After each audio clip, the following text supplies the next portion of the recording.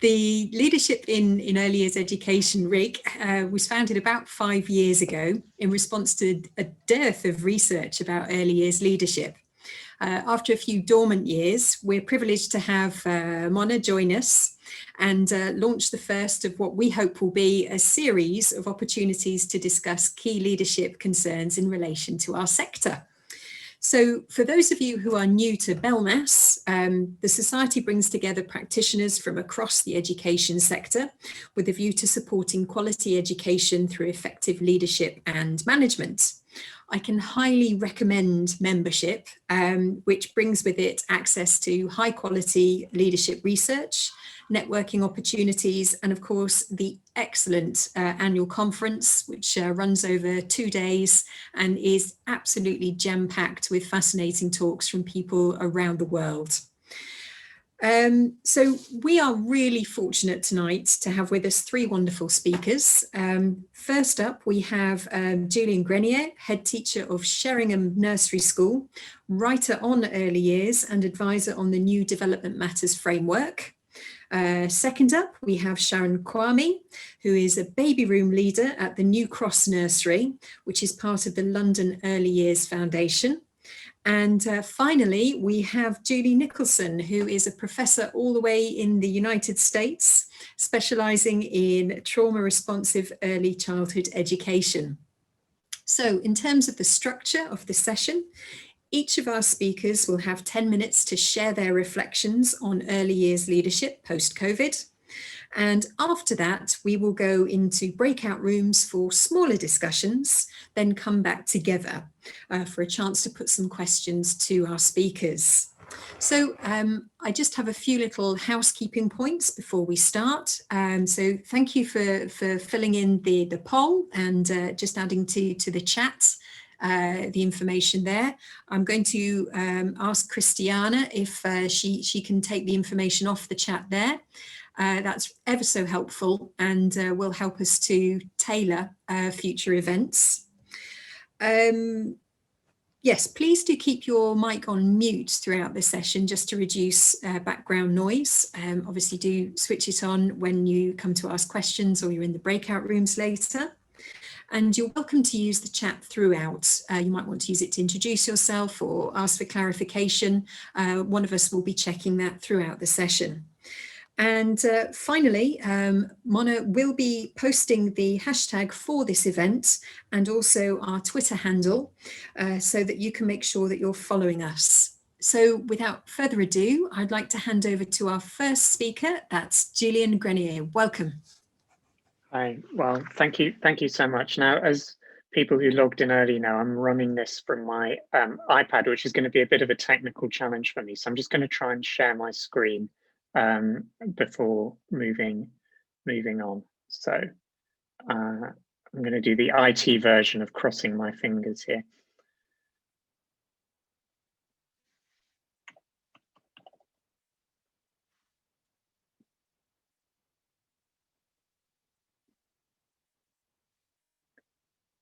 Okay, so that's going to give you a slightly low-tech PowerPoint, which I think has appeared on everyone's screen. So I think the first thing I wanted to say was how great it is that people are showing up online to have this discussion now, because we've all got huge challenges going on in our work and our personal lives, and there's a lot going on for a lot of people. But actually, for me, it's really important to look up and to think as a way of getting through times that are difficult, like the time we were in, which is why I was so pleased to take up on Mona's offer to be part of this. So the early years system we have in England, I think, is an incredibly fragile system for the following reasons. First of all, we have a very fragmented system. So we have some children in early years settings, some with childminders, some in maintained nursery schools, some in early years provision in primary and infant schools. And although in theory, all of those different settings are regulated and inspected by Ofsted and covered by the EYFS, in reality, it's a very patchwork and fragmented system, and there are huge differences in funding and paying conditions and workforce, which make this a very fragmented part of our education and care system in England, a very stark contrast to countries in Northern Europe, for example, like Sweden or Denmark or Finland, which have a much stronger sense of a cohesive early years system, so that the type of provision you access isn't like it is in this country, so dependent on your postcode or your parents' income or the other things that affect childhood's inequalities in our country. And of course, COVID has shown us that our system is financially very vulnerable. So many, for example, in Newham, where I work, many small private and voluntary settings live really quite hand to mouth financially and very dependent on government funding, and then trying to cross subsidize with fees. And there's very little flex in that system. Despite a lot of hard work, there's little resilience in that system. So as soon as things start to go wrong, lots of settings are at risk of teetering financially on a very, very steep cliff edge. And of course, in addition to that, we're often quite a divided sector. So not long ago, when I tweeted something about welcoming early years children back to school after half term, I got a few people saying, well, what about children in settings? It's like, well, okay, you know, that wasn't meant to be an affront to kids in PVI settings and childminders. It just reflected the fact that half term was over for children in schools. And I think often we've struggled to get our voice heard in the early years because people have been able to play on the divisions between, for example, the school sector and the community voluntary and private sector. An overlooked sector. Boy, did people notice it, that schools got COVID testing kits and early years settings didn't, or that schools got access to PPE equipment at times, often when early years settings didn't. These are England's under 5 children. It doesn't matter, it shouldn't matter where they are, but it does. And parts of our sector feel taken for granted and overlooked at the moment. And we lack a coherent and progressive voice to speak with us and to speak for us. And I guess the final thing I'd say is something about the uncertainty of language at the moment in early years. So, for example, although any statistical generalization is always not true of individual cases, from a social equity point of view, it's really clear that kids in poverty were already pre-COVID at risk of much poorer levels of progress and outcomes in the early years, much more at risk of poor health and obesity. And yet I think we find these things very hard to talk about in the early years, and people are afraid that if they talk like that, they will somehow be devaluing the unique child, or that it's a deficit view of childhood. And that, I think, that uncertainty, rather than a confidence to speak and then an openness to be challenged about what you say, means that what we should be saying loudly and clearly to government, to the wider population, often gets rather lost in conflicts about language and appropriate sorts of discourse. We shouldn't be afraid to say that in our country, how much money your parents earn makes a huge difference to your childhood. That's not a deficit view of kids or families or working class cultures or Black and minority ethnic cultures or all the other things that it's sometimes accused of being. That's trying to create a progressive voice to stand up for kids and for families and for settings in our country who are getting a very raw deal at the moment. So I'm just wanting now to think about some of the things that we're learning as we're living in and through this pandemic period before a look ahead, if you like. And I would say here are kind of three of the really big messages, and these are the things that I feel optimistic about.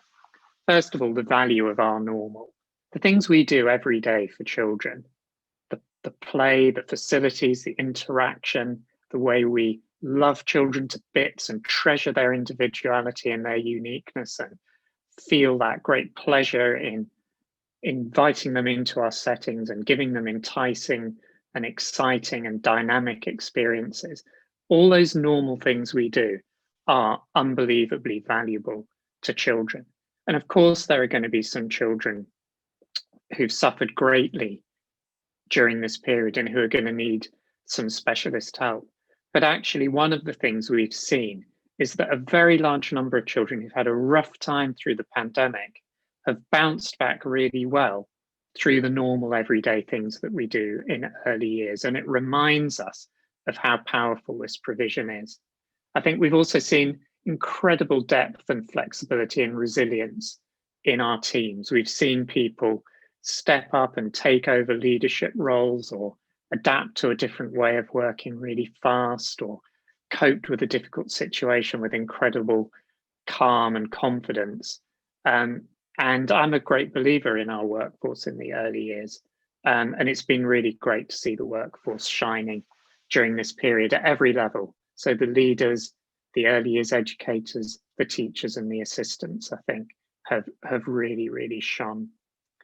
And spirit and joy. I think that we don't sometimes talk enough about what the spirit of the children gives us and the joyfulness of the children gives us, and that sense that we're in a relational place. You know, we care for the children and we educate them, but they also care and love us and educate us and bring a lot of joy into our settings and into our lives. And I think a lot of people really noticed that when larger numbers of kids came back after lockdown, but it's always been there. It's just that I think sometimes we think that sounds a bit fluffy in early years to tell other people, but I would say we should never underestimate the importance of that human spirit and dignity and joy that we've seen in children and families throughout the period. So I really wanted to spend time thinking about the background and the context and the past to try and explain some of the things I think we need to be doing as we're building at the moment our future. And I think our future has first of all got to be much more integrated. So there's got to be a lot more equity across our early years system, and there's got to be a lot more teamwork as children move from one sort of provision to another. We need to revisit the integrated children's centre model and think really hard about how we get health and other services to work in that integrated way with children and families, because we've seen how when things get rough for children, we need lots of different people to step in and support on a temporary basis to help the child and to help the family through. I think we're going to need to put much more focus on children's health and emotional well-being in the early years. So in the corner of Newham where I work, which was worst affected out of the whole country by the pandemic in its early months, we've seen how the underlying health conditions that parents had led to very high mortality rates. But I'm afraid to say that this generation of young children in Newham is probably less healthy than their parents and more prone to respiratory illnesses because of the pollution that they suffer on the streets in London. And we've got to think big and ambitious about children's health and emotional well-being, both in early years, but also on the streets and in the parks and in the communities, and children having spaces to play out and be noticed and seen as active citizens in their communities and not hidden away in settings and families all of the time. I think we've got to do much more to link with parents and community and think about that whole picture of children's learning and well-being as we forge much stronger and more open alliances across the different parts of our early years system. And two quick final points. One is that we haven't put enough focus on the professionalism of our workforce. And now I think we've seen the vital importance of practitioners having that well of professional discretion and judgment and thinking to draw on, because no one told us what we were going to face, but people have coped because they've adapted quickly, and they've adapted quickly because they're thinkers and because they're professionals.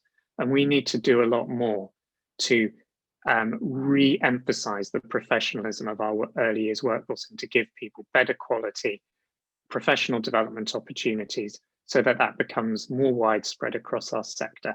And finally, I think we need to see that progressive alliance, which stands up for young children and for their health and their well-being and for family life in England, because we've neglected that for far too long, and we've run our early years on a shoestring for far too long. And now I think is the time for progressive people to come together and to say, actually, this is not a marginal or Cinderella service anymore. This is integral to family life and the functioning of our society, and it should be seen as such. And I'm really optimistic that that is the future that we'll be able to build for ourselves.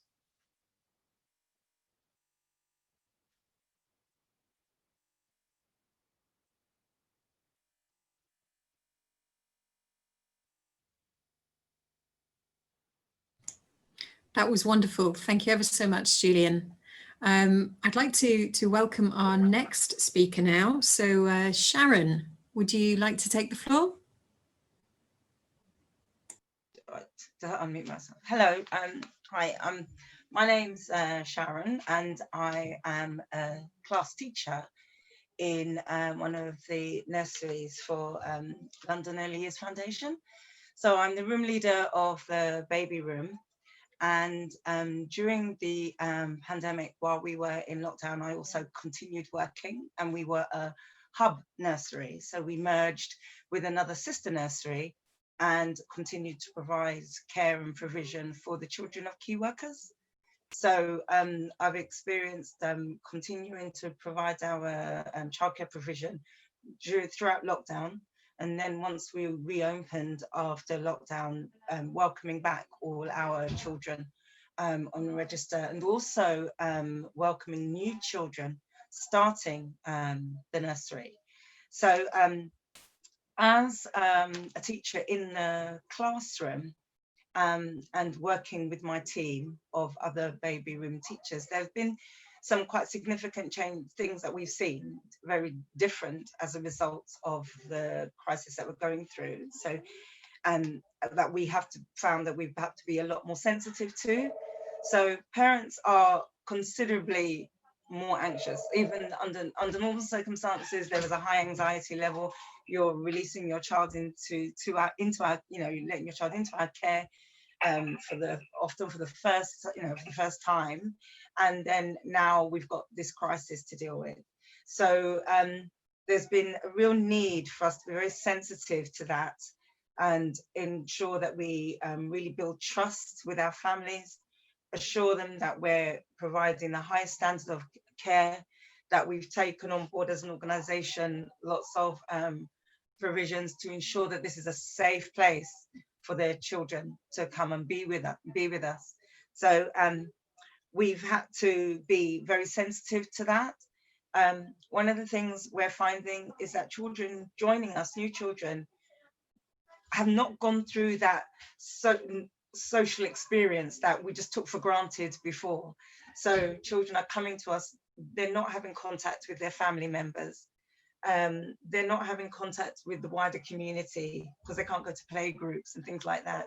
And the restrictions that have been imposed on us through lockdown have meant that a lot of the babies that are joining us literally have the experience of immediate mum and dad, and then it's us.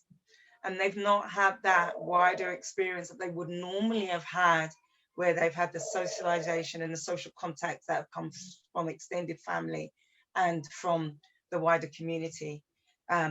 So we've found that we've had to be very sensitive to that as well. So within our teaching practice, we have a really strong pedagogy, which we just so firmly stand on. And the pedagogy just shapes our way of teaching, and we lead our learning through that. And as the room leader of the baby room, I then will constantly be trying to do my best to role model and the philosophy behind our pedagogy. And we have our pillars, which are to be inspiring, to be brave, to be nurturing. And these, again, are steadfast within what we do with the children on a day-to-day basis. So despite what's going on and despite the difficulties, we are really working hard to still lead the learning and provide great quality care, and be caring and nurturing to the children that are coming to us. We can't invite our parents into the building and at the moment because of the pandemic. That's how much it shaped, you know, parents are having to literally hand over their children to us at the door. It's amazing even something like that, the impact that has, whereas parents could comfortably come into the building and come into the classroom. At the moment, we can't do that. So we have to even do more to reassure our parents that your child, when they're with us, is getting, you know, the same high standard quality of care and learning that, you know, that we provide. So that really means that as teachers, we have to have really good pedagogical conversations with our parents. We have to make sure that when we hand over our children, we don't just say, oh, they had a good day. No, that's not really is not enough. We have to show our parents and really show our parents all the learning that they've done, the activities that they're involved in, and how much we are doing for the child throughout the course of the day. Because of course, parents can't come in physically to the building and see what we're doing. So it really is upon us to convey that. As we teach and as we work with the children, we ourselves as teachers, you know, we're going through our own personal difficulties, but it's so important that when we come to work and when we work with the children, we're excited to be here. No matter, you know, and it is important. And I say to my team, you know, we have to give that to the children. They deserve that from us. You know, and I come to work and I'm still excited. I'm excited to be here. I'm excited to work with the children. I get so inspired by some of the activities that my team put together, you know, and giving the children this really wonderful quality experience despite what's going on, you know, and then we can feed back these wonderful stories to our parents, and they know that their child has had a great day with us and is learning a lot of things with us. You know, the pedagogy that we have here at LEAF, it, you know, it has to be a live, working, integral part of what we do, so that it's not just a document on a piece of paper. We talk about it all the time together as a team. And I also try to ensure that my team understand the impact that they're having on each child. Every time you interact, the simplest of interaction is a learning opportunity, and it's embedded, you know, in what we do. So you must understand that at the moment, you are the child's community. We are the child's community, because they're not able to go out and have these extended experiences that they were previously having before COVID. So therefore, we must be that and more for the children when they come. Having the babies as well, the youngest group in the nursery, you know, that is absolutely amazing to work with the babies, and we don't underestimate the capabilities of the babies and what they can achieve, and we really do stretch them in terms of, you know, what we expose them to. And it's absolutely a joy to see the babies thrive. And we know the parents are anxious. We get sometimes some very anxious phone calls and very anxious communication with the parents, wondering what their child is doing throughout the day. And we do our best to reassure them as much as we can that they are having a really fulfilling, productive day with us. In terms of the teachers themselves, I try to stress to every member of staff, we're all leaders.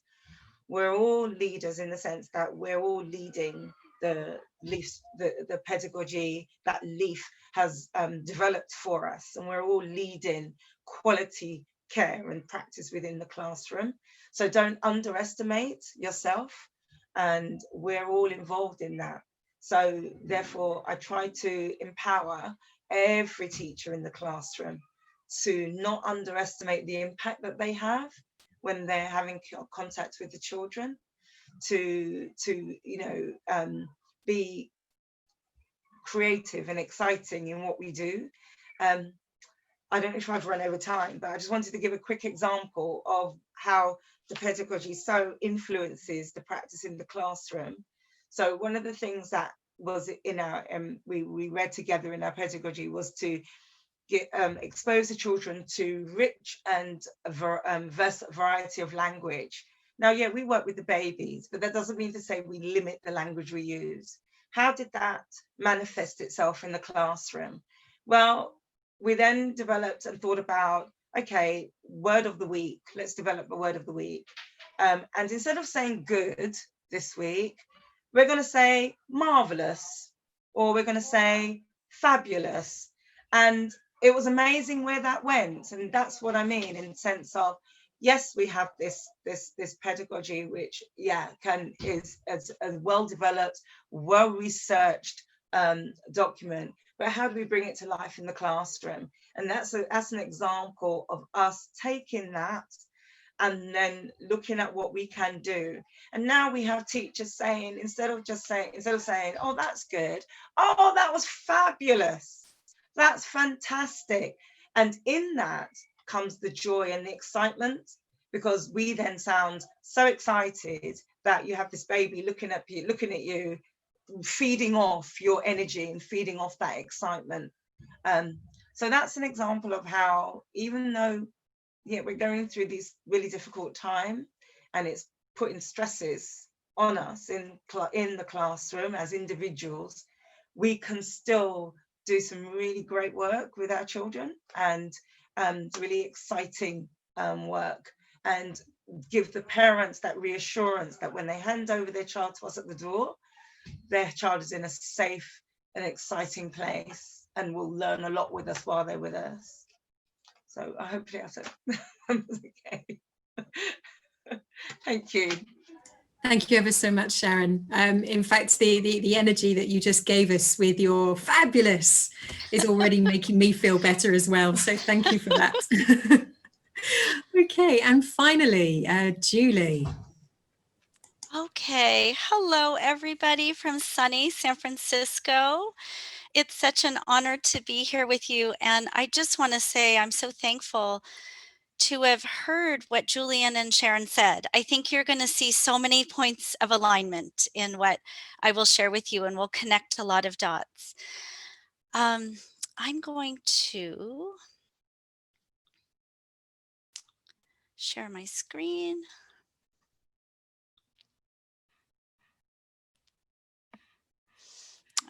Okay. And let me just, okay. You should now be seeing one slide, is that correct? Yes, not the presenter view. Okay, fantastic. So I was asked to talk a little bit about my work on trauma responsive leadership and trauma responsive work in early education. And I started this because 20 years ago, I'm a parent of 3 daughters, and 2 of them experienced early relational trauma before we adopted them.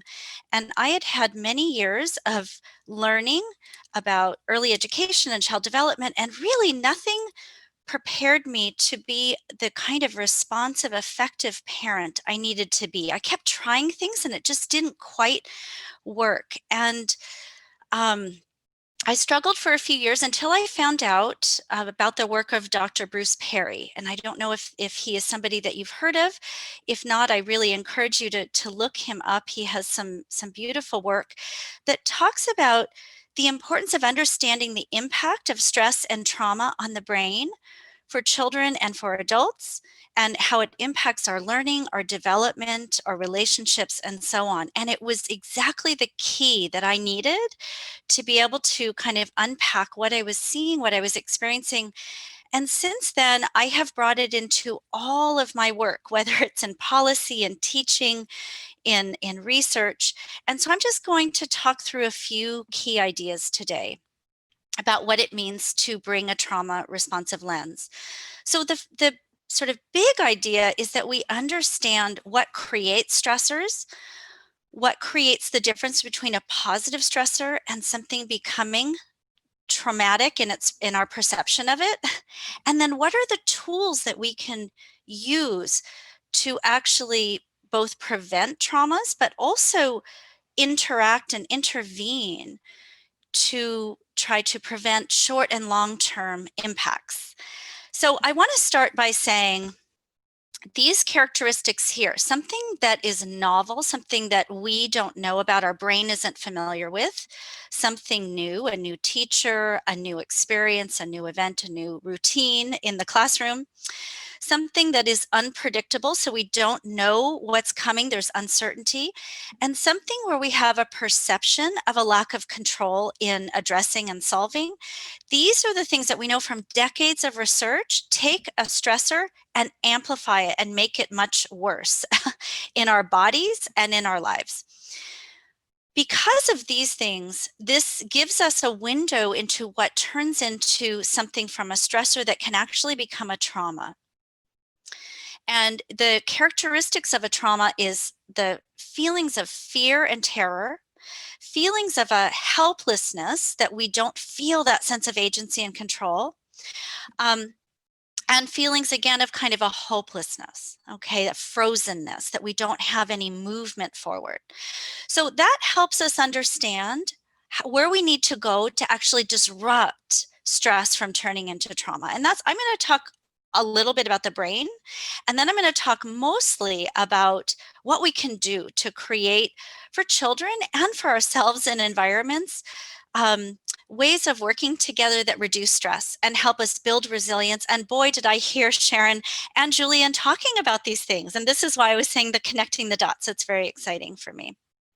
Okay, so let's go to the next one. Okay, so I don't want this to be a 10-minute discussion of the brain, but I want to just talk about a few key things, okay? So when you look at the brain here, I want to just say that every experience we have, every interaction we have has to start and go through our lower brainstem. And this is the part of our brain that we share with all reptiles on the earth. So it is the least developed part of our brain. And you can see these kinds of things that the brainstem controls and supports. And it's a lot of, things like our heart rate, our breathing, our blood pressure, the sensations that we feel inside of our bodies. And it's also what we call the smoke detector. So it is constantly, along with something called the amygdala in our limbic brain, it's constantly scanning inside of our bodies and outside in the environment for danger. So what do I mean by scanning our bodies inside? If we're hungry, if we're tired, if we're cold, it will scan and notice that and say it activates a stress response. It senses a threat. If it scans the external environment, right, it's looking for those things I just showed you, unpredictability, lack of control, danger, and it will activate, if it perceives danger inside or externally, the fight, flight, freeze response. And we're sort of aware of that, but it's your stress response system. And when it's activated, it releases all these stress chemicals. It makes things better for you to be able to protect yourself and to react really quickly to survive. But the other thing, when our stress response is activated, it gives us less access to the other parts of our brain. And I'm just quickly going to say the limbic part of our brain is the relational part of our brain that helps us connect, feel a sense of attachment, feel a sense of inclusion, feel a sense of belonging. And the forebrain, this is what we need to do so many things, to think rationally, to problem solve, to be able to control our behavior and our emotions, to have that self-regulation, to live our values, to sort of say, we have a mission in this program. We care about children and families. We want every single person to feel that we are attuning to them, to feel that we care about them, right? All of this comes from our forebrain and our cortex, the empathy that we can build, our perspective taking, and so on. Now, if the brainstem activates because it senses threat, we have less access to the limbic brain and the forebrain. It just shuts those things off, our sort of neural access to those things, to support us. It's a protective measure. But we need to know that we are less able to control our behavior, less able to build empathy, less able to connect and attune if we are under more stress. So a trauma responsive approach says, how do we actually de-stress? How do we behave and work to calm our stress response? So those are some of I'm going to sort of talk about some key things. And before I go to the next slide, I want to just say that because of mirror neurons and the sort of neurons in our brains that we all have, stress is contagious. And this is why it's really, when you're around somebody who is anxious or worried, you're going to automatically absorb that into your body. It's not something that's under your control. It just happens, and it's subconscious, and it has to do with the reptile part of our brain. So if we know that stress is contagious, and Sharon was talking about a lot of anxious families coming in, you're going to be automatically absorbing that into your body. It might feel extra tired for you when you go home from work, because it is a lot of work to hold all that stress, first within your body, but then within other people that you're working with, and you're having to hold stress for staff and so on. So we need to know that it is extra work in these stressful times just to go through the day. And Dr. Bruce Perry would say, we have to recognize that in these very stressful times, we're going to probably reduce our productivity level, what we're capable of. And he says, just plan for success. Know that you're going to be capable in your best day of about 75% of what you could do before. And in a day that's extra stressful, probably down to 50%. So don't give yourself grace, give other people grace, plan for success by knowing that you're not going to be able to do as much. Also, take regulation breaks all throughout the day. And here's where I want to, one more thing I want to say actually before I go to the next slide. Stress is contagious, but so is calmness. And this is when we can use our mirror neurons. I heard both Julian and Sharon talking about this, that we can, with somebody who's in our presence, a child or an adult who's stressed, we can follow them down, have our emotional state mirror theirs and follow them down into that state of stress. Or we can use, without doing anything, just remaining calm, we can guide them back to regulation, just being in their presence. Okay, let me just go to the next slide. And I'll just talk through this. I know that we have a short time, but just really quickly, I want to say some of these key ways that when we think of building trauma responsive environments, we're talking about understanding the power of regulation, because young children are the most susceptible to trauma and its impact, but they're also the most susceptible to and sort of capable of neuroplasticity and healing the impacts. But all of us can heal from our stress. And if we have these tools of these pathways to regulation, you can be healing every moment of every day and protecting yourself from the negative impacts of all the stress and your stress chemicals and so on. Okay, so what are some of these things? And I'll just go through these quickly and then we can talk later about this. Everybody's been talking about relationships. It is the number it takes is one person, one human, one care provider who loves you, cares for you, attunes to you, makes you feel held. And we see this with you, with children, with families, with you, with a staff member. Just being in the presence of somebody who cares about you. We're relational beings. It's going to calm your stress response. Us seeing each other and being in community, it calms the stress response. Just bearing witness and hearing somebody's stories, it will calm your stress response. So relational regulation is the most important thing. But when we do that in combination with one or more of the next 3 categories, this is power. And we can do these things in small, like 15-second iterations. We can do them for 2 minutes and we can do them for 15 minutes. It doesn't take a lot to have regulatory breaks. Top down. This is using your cortex and having strategies which they tend to be thoughts. Like we might tell ourselves a mantra. You might just be in the middle of a hard interaction with a colleague. You close your eyes for a minute and you say, I got this, I can do this, this too shall pass, right? But we use a thought to try to regulate that alarm center down here. That can be very powerful. Sometimes people talk about grounders, finding a grounder and regulating yourself with a grounder. But if your stress response is really activated and you're very dysregulated, you can't use this organ, right? Your cortex is shut off.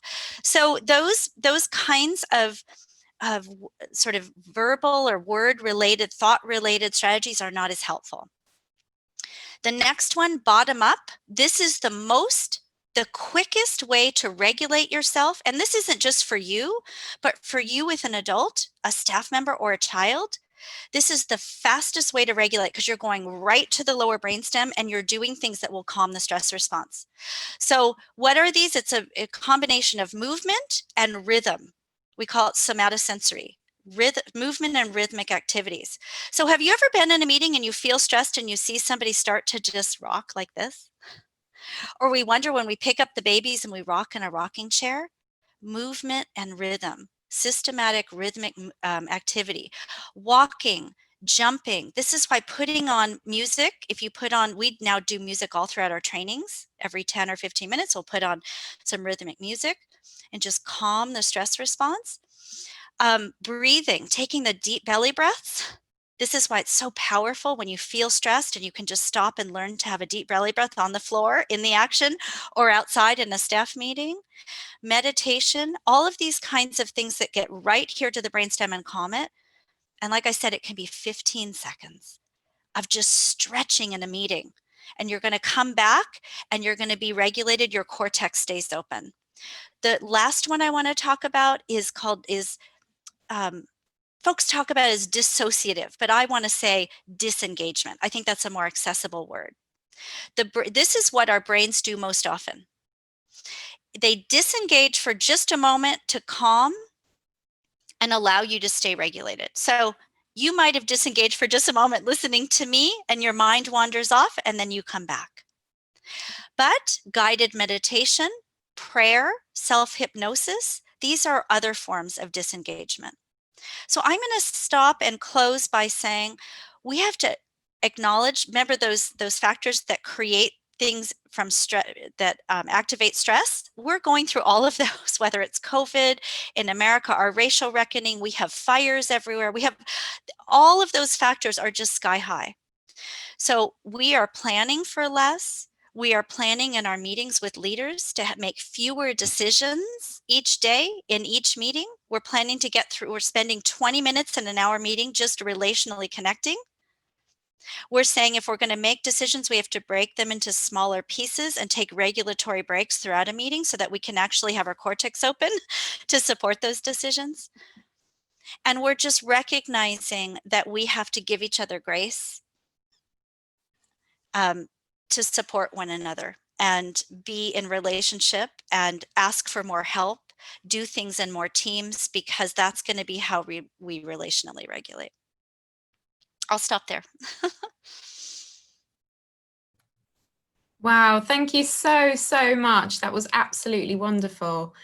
And thank you, everybody. Thank you so much for the amazing presentations. There's absolutely tons here, I think, to be discussed, and a lot in common, as you were pointing out, Julie, but also some really particular strands coming out that we could spend all day unpicking, but we're not going to, because people have evenings to go on with. Just to pick up on a few points to kind of start our process of discussion and dialogue. Julian, I think it's really important that you talked about professionalism, and actually the professionalism that early years practitioners have demonstrated during this pandemic. So the extent to which they've shown courage and flexibility and dedication and resilience, but still that need to push for wider recognition of that professionalism, you know? So it's not just us acting as professionals, but being seen as professionals and recognized as professionals. And Sharon, I think it's really important that you talked about the connection with families and the need for that now more than ever, and yet it being practically difficult because we are physically distant often from the families. So somehow finding a way not to hide away from the anxiety of families at the moment, but genuinely responding to it in very difficult circumstances. And Julie, I think I speak on behalf of everyone when I say you've really inspired us, I think, with your thoughts about trauma responsiveness and what that involves, and the urgent need for us to be kind to ourselves at the moment, which is a really a message that I'm grateful to hear. And I think many others are as well. You know, I think it's really important that this idea of being forgiving to ourselves and making more space is actually part of planning for success, that is only the way to be successful, to show successful leadership at the moment is actually about planning in the trauma responsiveness. And I love what you were saying about movement and rhythm, because as a mum of 3 children under 5, this is the time of day when I would normally be dancing with them because nothing else works. And otherwise we just got lots and lots of tears. So it's absolutely essential that we would be doing the movement and rhythm at this part of the day. Now, we really wanted to make this session all about dialogue. And that's why we've kept the presentations to 10 minutes. So what we're going to be doing now is some brief breakout sessions. So I'm going to ask everybody, please stay with your breakout groups and carry on the discussions. What you'll do is be in a breakout room for 10 minutes. And we want you to take that opportunity just to share your impressions. You know, it's difficult when we've got an event this big to make sure that everybody's voice is heard, but actually the breakout rooms are one way to make sure that everybody gets a chance to voice something about the event and what they're taking from it. So it might just be sharing something that resonated with you from what was said across the presentations, and obviously sharing who you are and your kind of take on events. What we would like you to do though, as well as just kind of sharing among the group, is come up with one question for our speakers. So one thing that you'd like to hear more about. So one thing that you didn't quite get your fill of in those presentations and you'd like to know a bit more about. You'll get a 2-minute warning in your breakout room when you're coming up towards the end, because you'll be booted back out of the breakout room and back into this room. So you'll get a 2-minute warning. So please make sure that you know what question you're going to ask, but also, even more importantly, know who's going to ask it. So somebody needs to be brave and step up and ask the question on behalf of the group. So hopefully by the time you got booted out of your breakout room, you had a question and a person to ask it. And if you did, then you did better than my group. Because we have a question, but not worked out anybody to ask it yet. So we'll do that as we go. So I'm going to go around and I'm going to take all of the questions in one go. And that will allow us just to see if there's any points of connection between the questions. And then I can pose the questions to the speakers and we'll try to have as much dialogue and discussion as we possibly can. We'll have about 20 minutes. So there's a chance that your question might not be might not be answered. So apologies if that is the case, but we'll at least have a chance to run through all of the questions and see what were some of the points of discussion coming out. So hopefully you made a note of the number of your breakout room, because I'm now going to use that to field the questions. So if you're in breakout room 1, if you unmute and then you can share your question. Breakout room 1 was Dawn, Dilys, Jeff and Julie. Thanks, Christiana. Hi, it's Julie here. We had a question, and it was along the lines of how do we get the settings who don't have the positive approaches that we heard about earlier? How do we get them to begin to go down that path? Because I fear that their very existence from a business point of view is threatened because the children are choosing other nurseries that are perhaps more engaged in the way we've heard about today. So how do we get those nurseries to begin to change their approach? You know, those first steps almost. Does that make sense? I think so. Can I just check that with you, Julie? So the question is how to ensure that all settings take up the positive approach that we've been hearing about. Yeah. Lovely, thank you. Fantastic. Let's go to breakout room 2. Breakout room 2 was Helen, Jan, Joe, Julian and Julie.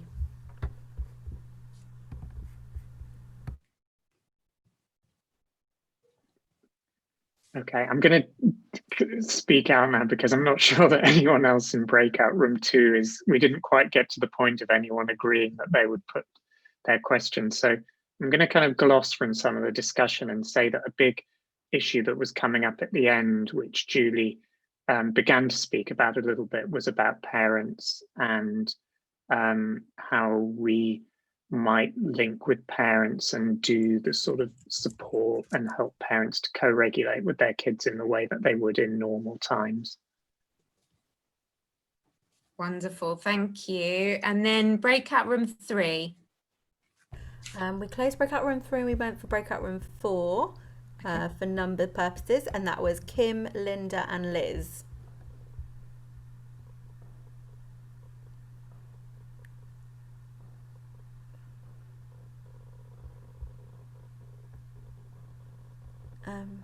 Okay, if no one else wants to, I'll try and we were in the same situation as everyone else. We had some really good discussion and a few questions, and one particular question that we had sort of settled on, so I hope that I can reflect that properly, but nobody wanted to ask in public. So yeah, in a way I think we were sort of on the flip side of how do we get all nurseries to do the same thing as quality, and we were talking about how we highlight the voice of practitioners and capture all that knowledge and experience that is out there, and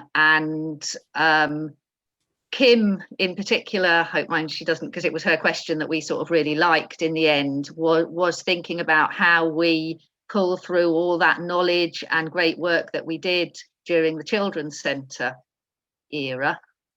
And I think within that there was an element of localism that we were talking about, that although the talk, you know, we thought the speakers were fantastic and there were lots of good ideas there, it isn't all about central London, and what happens in central London is not necessarily what needs to happen or does happen in other areas of the country, since sort of nurseries are quite small organisations but quite often have strong local networks. So we were very much sort of talking about drawing on that fantastic knowledge and experience that has historically been there in early years and making that heard again.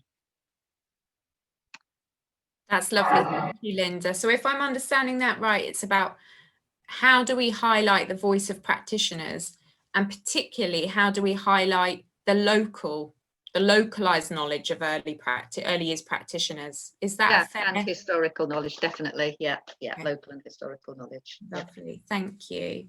Okay, and then breakout room 5. Laureen, Lucy, Maddie and Michelle. It's your group. Hi. So we what we talked about is that obviously a common thread throughout the presentations was the need to foreground children's well-being, more so now than ever. And as early years BODs, we understand that one of the best ways of doing this is through play. But we did have concerns that moving forward, the environment that we're practicing in of school readiness, that will in fact intensify due to the time that children have had out of early years learning. So we were just wondering if anybody had any advice or tips or strategies of how we continue to foreground children's well-being within this narrative of school readiness. That's a wonderful question. Thank you. Thank you for posing that question. And then we're up to breakout room 6, which might have been me, but I didn't make a note of the number. We closed room 6 and we went for room 7. Okay. That was Kate, Nikki, Rebecca and S. Bailey. Thank you very much. And can I just say thank you to all 3 of the speakers. We had some really thought-provoking discussions based on everything that had been said prior to that. We were thinking, we built on some of the questions that others have asked, but we were thinking about the big question.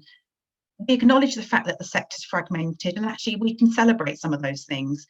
What we want to know is, or what we want to think about is, how can we persuade policymakers that it's education and care, and that all of the sector need to have a standard funding rate that is commensurate with schools, so that we can actually ensure that we keep hold of those professionals that we have, we reward them financially, and we're still able to provide the care that we need to the children and also the families. Lovely, thank you, Nikki. And then it must be my group. It is, Mona. It's yourself, Sadiqa, Sharon and Vicky. Okay, well, I vowed that I wouldn't ask the question to myself. So hopefully somebody else from the group will speak up now. I don't mind asking. Yeah, we had lots of really interesting discussions, and all 3 speakers were really interesting, and like you say, all interconnected. We ended up sort of starting talking about staff well-being and the fine balance between providing the care and having the expectations, but also recognising stress levels in staff that may affect that. But then we led on to talking about parents and still providing that genuine, warm, connective relationship, and sort of how can we continue or improve that given the sort of situation we're in now, where that's more artificial and obviously more difficult when they can't come in the building, to still create those warm and caring relationships and keep it really personal. So that was what our question was about. Wonderful, thank you so much, Vicky. Okay, so I think we do have some kind of common areas coming out. It seems to me that we've got questions about parents and how we work with parents in this difficult time. We've got questions about providers, and this kind of tension almost between wanting providers to bring providers on board with what we've been hearing about today, but also recognizing that what we're doing is local and is historical and is context specific. We got questions about policymakers and how we influence policy in the way that it needs to go. And we've got a really central question about children's well-being. I think, given that we're all about children, I think it would be great if we start with that one actually. And we think about this question of children's well-being in a context of school readiness. So where we've got this discourse of school readiness, and it seems to be intensifying because of the pressures that we're under given the lockdown. How do we actually prioritise children's well-being within that? And so I'm going to come back to the speakers on that question and see whether Sharon, Julian, if anybody wants to get us going with dialogue around that. Yeah, I'm definitely happy to. Sharon, are you okay if I step in on that, or do you want to begin on that? You're on mute at the moment, but I'll speak after you, Julian. You sure? Yes, absolutely. Okie doke. And Julie is so. I think that school readiness, in a way, is one of the sort of things I was kind of getting at, where we're having a lot of trouble with kind of language and then kind of confrontational or oppositional things happening because of the difficulties we're having with terminology. So UNICEF has a really good definition of school readiness, which is they talk about it as having 3 dimensions. So it is the school's readiness to support the child, it is the child's readiness for school, and it's the community's readiness to support the child as they move into school. And UNICEF would say that all of those 3 dimensions need to be in place. And I think that's a really useful construct. And without it, what we get is this kind of idea that, like, it's a terrible thing to focus on school readiness, or it's a great thing to focus on school readiness. And this kind of pointless opposition and division. Okay, and there isn't a contradiction between supporting children's emotional well-being and supporting their school readiness, if you think about it, especially in the UNICEF sense. Okay, because kids who haven't had the support they need for their early communication, for their early learning, to play with other children, to manage conflicts, they're not going to have a great time when they start school. Okay, let's be really blunt about it. And older kids aren't having a great time in school if they're not getting on well, if they're not learning to read and write and do all of the learning that their friends are doing. So when we support children's emotional well-being, it has to be in the context of all of their learning and development. It's not something we can just hive off and say, oh, we're going to focus on emotional well-being, but not the other parts of children's development. And the final thing I'd say is that the research from Centre for Inclusive Education at UCL is really interesting, saying that one of the biggest things that all of us can do to support children's emotional well-being is to focus on their communication, because children who communicate better are more able to talk about their feelings, they're more able to resolve conflicts, they're more able to say what they like and don't like, what they want to do and what they don't want to do. So again, we have to remember that, you know, early years is like one of those coiled ropes. Everything intertwines with everything else, and you can't, in a simplistic way, hive off emotional well-being. And you also can't, in a simplistic way, think the school readiness agenda is a bad thing or the school readiness agenda is a great thing. It all depends about how we think about it. And I would recommend people to use that UNICEF model to think about the 3 dimensions. Absolutely. Sorry, I just found what Julian was saying just now just so relevant and interesting. And I know sometimes what happens is, because I work in a baby room, I sometimes feel as though I get the response as though, oh, it can't be relevant to you, possibly, you work with babies. But every stage is laying a foundation, and that's what I say to my team. And even for us, we are laying a foundation. So when I interact with the babies, I encourage the team to be as alive with their language and to be as diverse with their language as if they were speaking to either another adult or another, because don't underestimate how much they take on board. Don't underestimate how much they're taking from us, even though they are young babies. We have free play, but the free play, is it guided? Is it structured? Is it supported? When you're engaging with your babies, you can give a baby choices so that you incorporate decision making. And you know, when I'm looking at the babies and I'm having to write a report for one of my babies and I'm having to talk about critical thinking, yes, they do think critically. Yes, they do make their own choices. And it's amazing how you see this unfold So therefore, if I underestimated those things and didn't respect the ability and the capabilities of the babies, I would sell them short, absolutely. And I am part and parcel of that journey to school readiness that then gets added to at toddlers and that gets added to further at preschool. And, you know, within the pedagogy that we have within LEAF, it really does impress that upon us as teachers. So I feel that I can contribute to that. I was in a parents' meeting only literally just a week or so ago where I had a parent asking me, when are we going to start teaching numbers and letters?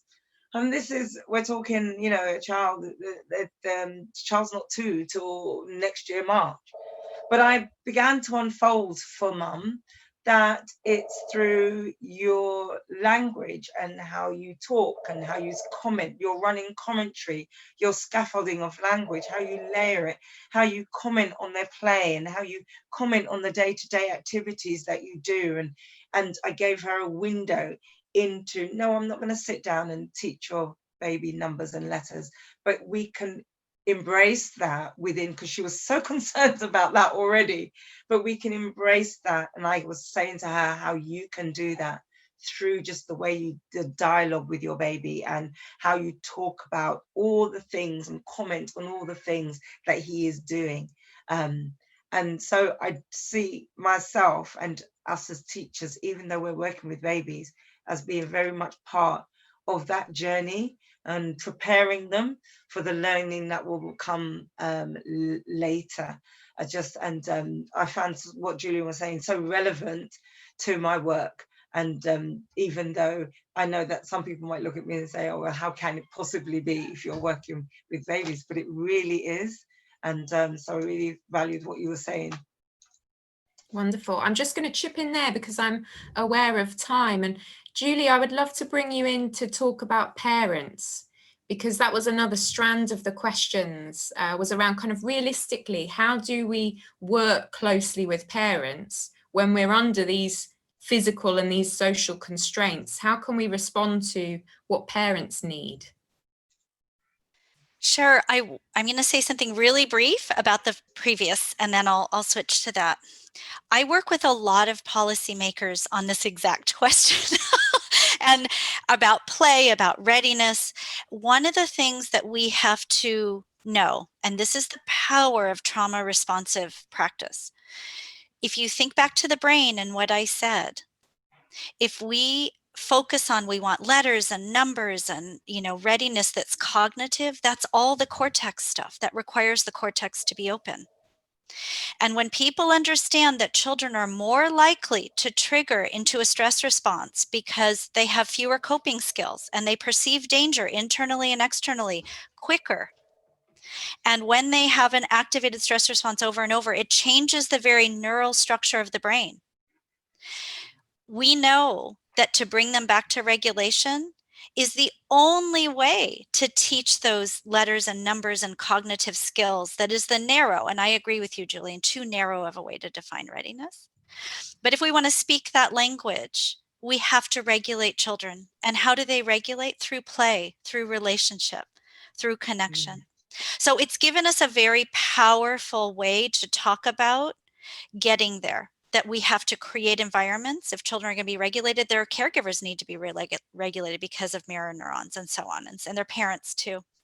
So I'll just stop there, but to say we can speak to that powerfully. And the schools that went through hurricanes and natural disasters, we have lots of research now showing when they stop to focus on connection and regulation with students, they get to the academics much faster than the schools that went right back into academics and just see children dysregulated, expelled, and suspended, and so on.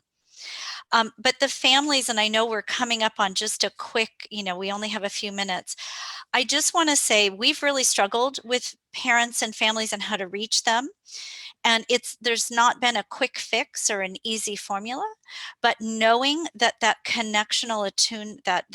relational attunement and connection to help somebody feel that they are thought about, that they aren't forgotten, they're not isolated, we've spent a lot of time, whether some families we reach them by text, some families we reach them by a call home, and they don't call back, but they just know that we're there.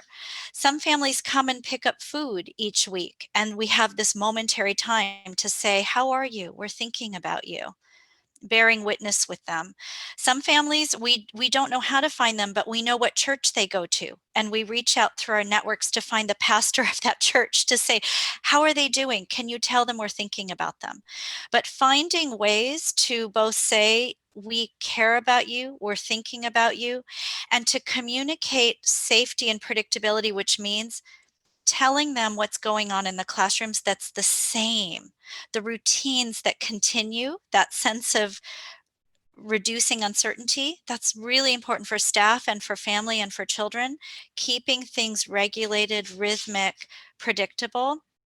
Parents need to know all the things you're doing that you've always done, that are continuing, right? That they can hold on to and grip onto. And then the final thing I'll just say, we talked about this for staff, but it's true for families too. We want to build resilience narratives because this is a powerful predictor of healing and wellness.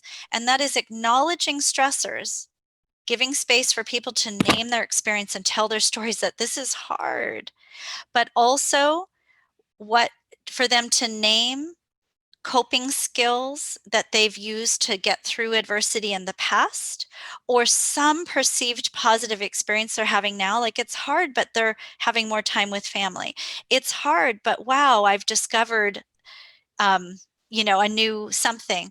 When we can put these ideas together, it's called a resilience narrative. This is why gratitude is so important, and why when people talk about saying something you're grateful for each day, it puts together the stressor with something, some perceived positive aspect of what you're going through. And you can recognize something that you can do to cope. It helps it not become traumatic. It helps you feel a sense of positive movement. And we can help do this with families, and we can do it with our staff and create these resilience narratives, because folks get stuck in just talking about the stressors, but not how they're coping and how they've coped in the past. And when we can help them brainstorm this together, you've gotten through hard things in the past. What have you done? How have you worked in community to get through things? And they start to see, oh, I can take small actions to not feel stuck, to have agency and control. Thank you so much, Julie. Time is predictably not on our side and will not be kicked against. So I'm going to hand over Maddie just to say our final closing remarks, but thank you from me. Thank you. I'm hoping that you'll all join me in offering a huge thank you to all our fantastic speakers this evening. It's been absolutely fabulous to have such a range of insights from you all. And thanks also due to all of you as participants. You've really made this event quite exciting in joining us. We very much want this to be the start of the discussion, and we want to hold a series of events throughout the academic year. So please do stay in touch with us. Forthcoming events will of course be posted on the BELMAS pages, useful to those of you who are already members. And you can also follow us on Twitter so that's EY_leadership. And you can find out when the next events are upcoming. We're also going to make a video recording of this event available, and there'll be a short briefing document accompanying that also on the BELMAS pages. We'll let you know via Twitter when they're ready. Okay, well, thank you all so much for coming.